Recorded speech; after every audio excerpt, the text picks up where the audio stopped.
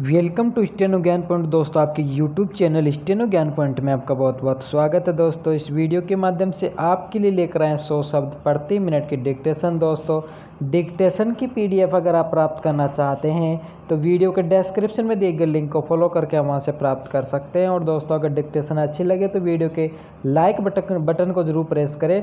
और अगर आप हमारे चैनल पर फर्स्ट बार विजिट करें तो हमारे चैनल को सब्सक्राइब और शेयर करना ना भूलें। साथ ही बेल आइकन को प्रेस कर लें ताकि आने वाले ऐसे ही महत्वपूर्ण डिक्टेशन से संबंधित वीडियोज की नोटिफिकेशन आपको सबसे पहले प्राप्त हो सके। तो चलो दोस्तों, डिक्टेशन स्टार्ट करते हैं। अपनी डिक्टेशन स्टार्ट होगी जस्ट 5 सेकंड बाद। Yes start. महोदय, किसी भी देश या समाज के विकास हेतु शिक्षा अत्यंत सशक्त एवं महत्वपूर्ण साधन है। विराम। व्यापक रूप में शिक्षा जीवन पर्यंत चलने वाली ऐसी प्रक्रिया है जो व्यक्ति को उसकी नैसर्गिक शक्तियों के विकास में सहायता पहुंचाती है तथा उसे अपने वातावरण से समायोजन स्थापित करने की योग्यता प्रदान करती है।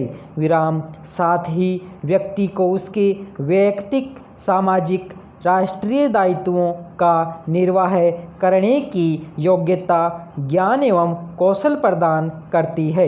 विराम। भारतीय संदर्भ में उद्देश्य एवं उपयोगिता की दृष्टि से प्रौढ़ शिक्षा भी इससे भिन्न नहीं है, बल्कि आज की सामाजिक, आर्थिक, राजनीतिक परिस्थितियों में प्रौढ़ शिक्षा का महत्व और भी बढ़ जा गया है।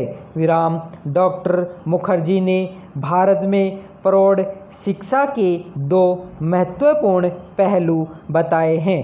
प्रथम, प्रौढ़ साक्षरता अर्थात उन प्रौढ़ों को शिक्षा प्रदान करना जिनको विद्यालय में किसी प्रकार की शिक्षा प्राप्त नहीं हुई है। विराम। दूसरा, साक्षर प्रौढ़ों की अनवरत शिक्षा। विराम। पैरा। भारत एक जनतांत्रिक देश है। विराम। जनतंत्र की सफलता के प्रमुख आधार हैं उसके नागरिकों की साक्षरता, उनका प्रगतिशील दृष्टिकोण तथा उनमें नागरिकता की समान भावना का विकास। विराम। इस दृष्टि से भारत के लिए प्रौढ़ शिक्षा को केवल प्रौढ़ साक्षरता तक सीमित रखना देश के समुचित विकास एवं देश की जनतंत्रीय व्यवस्था के लिए हितकर नहीं माना गया। विराम। वैसे भी यह निर्विवाद तथ्य है कि शिक्षा केवल साक्षरता ही नहीं है। विराम। हाँ, साक्षरता शिक्षा का एक महत्वपूर्ण भाग अवश्य है। विराम। इस संदर्भ में डॉक्टर विद्यानिवास मिश्र का कथन उल्लेखनीय है कि भारत का व्यक्ति निरक्षर होते हुए भी शिक्षित है। विराम। अपनी बात को अधिक स्पष्ट करते हुए उन्होंने कहा है कि यदि हमारे प्रौढ़ अशिक्षित होते तो सदियों से चली आई हमारी संस्कृति मर्यादाएं कैसे बनी रहती। विराम। डॉक्टर मिश्र के शब्दों में प्रौढ़ शिक्षा का तात्पर्य है निरक्षर, अर्ध साक्षर या विस्मृत साक्षर प्रौढ़ों को पुनः साक्षरता का संस्कार देना, साथ ही जीवन क्षेत्र में आवश्यक जानकारी को विशेष बल देना। विराम। एक समृद्ध मौखिक परंपरा में हमारा प्रौढ़ शिक्षित है और उसे यदि साक्षर बनाने की योजना बनानी है तो उसके मौखिक परंपरा से प्राप्त अनुभवों को ध्यान में रखना होगा। विराम। पैरा। एक तथ्य तय है कि देश की प्रगति के लिए निरक्षर व्यक्तियों को साक्षर बनाने के अतिरिक्त उनका नैतिक, बौद्धिक, सामाजिक एवं सांस्कृतिक उत्थान भी आवश्यक है।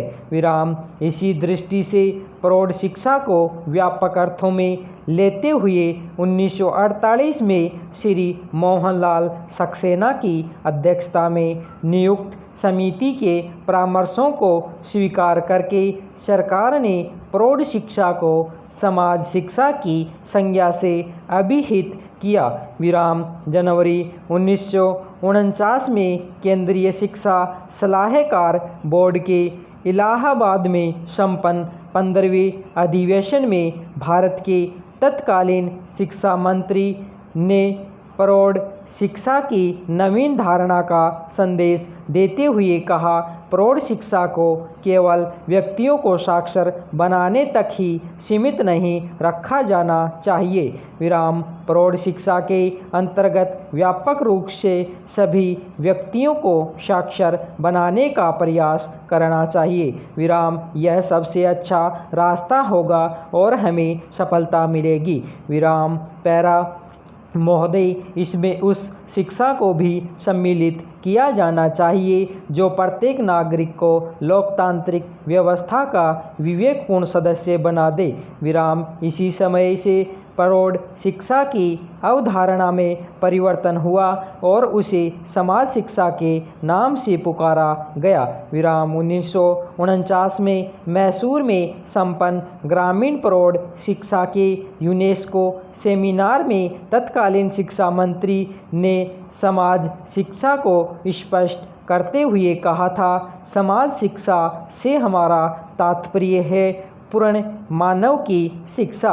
विराम यह उसको साक्षरता प्रदान करेगी जिससे कि विश्व का ज्ञान उसे उपलब्ध हो सके। विराम यह उसको बताएगी कि वह अपने आप का वातावरण से अनुकूलन किस प्रकार करे एवं जिन प्राकृतिक दशाओं में वह निवास करता है उसका सर्वोत्तम प्रयोग किस प्रकार करे। विराम इसका अभिप्राय उसे उत्तम कला कौशलों तथा उत्पादन की विधियों की शिक्षा देना है जिससे कि वह अधिक उत्तम आर्थिक स्थिति को प्राप्त कर सके।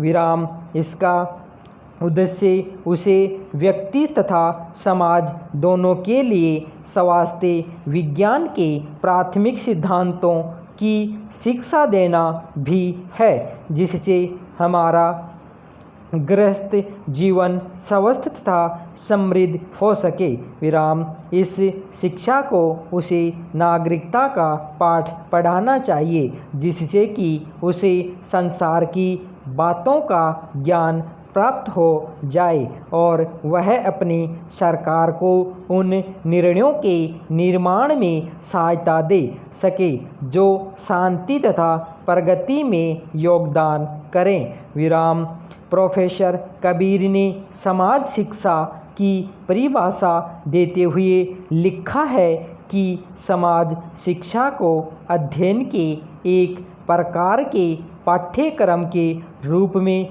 परिभाषित किया जा सकता है जिसका उद्देश्य व्यक्तियों में नागरिकता की चेतना का उदय और उनमें सामाजिक सम्यक्य की उन्नति करना है। विराम पैरा स्वाभाविक उपलक्ष्य के रूप में समाज शिक्षा व्यक्ति के व्यक्तिगत एवं समाज के सदस्य के रूप में नागरिकता के अधिकारों तथा कर्तव्यों की तीव्र भावना का समावेश करने का प्रयत्न करती है।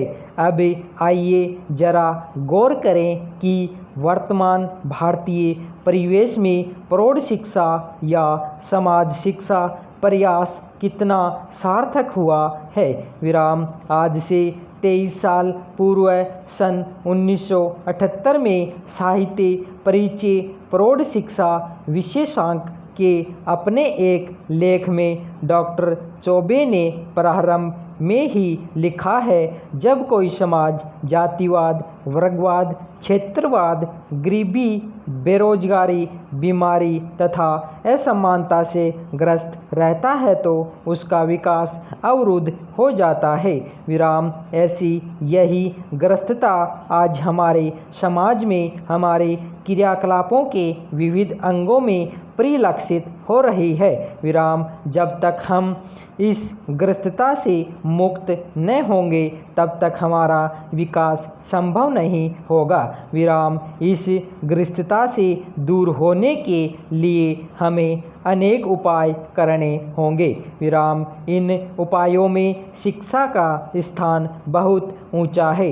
विराम हमारे देश की अधिकांश जनता अभी भी साक्षर नहीं हो पाई है। विराम जब तक हम इस प्रयास में सफल नहीं होते तब तक हमारी जनतंत्रीय व्यवस्था खोखली हो रहेगी। विराम उल्लेखनीय है कि प्रौढ़ शिक्षा के क्षेत्र में सरकारी स्तर पर स्वतंत्रता के पूर्व से ही प्रयास प्रारंभ हो गया था, जिसमें आज तक कई मोर्चों पर प्रौढ़ शिक्षा के प्रचार प्रसार का कार्य जारी है। विराम। धन्यवाद।